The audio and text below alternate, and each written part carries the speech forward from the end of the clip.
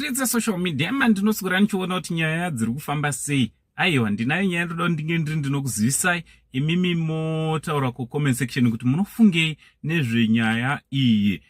Asi tisati takuzivisai nyaya iyi, aiwa zukuru, timbopinda muchitoro. Jimly Driving School yavo yakuipa vazukuru vangu vari kuti kunyange uri kunze kweguta rechitungwiza wakasununguka vabata panhamba dziri pascreen, ivo vanobva vakupa accommodation yokuti unatsotora drivers license yako wakasununguka uri panzvimbo yakanaka handiti.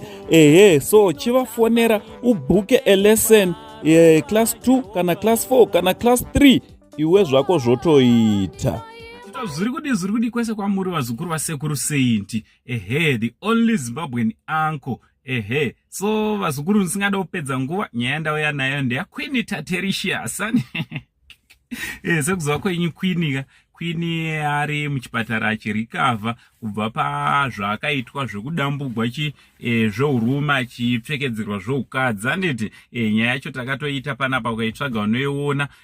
So Queen Tatericious sekuziva kwenyu kuti anga ane crush nani na Tinashe Mutarisi handiti.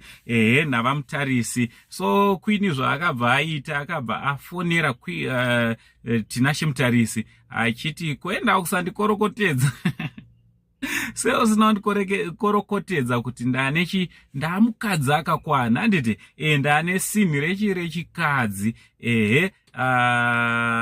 So ameno Queen asi ari kuisa vamutarisi pamiedzo here, asi munhu ari kuisa vamutarisi pamiedzo here.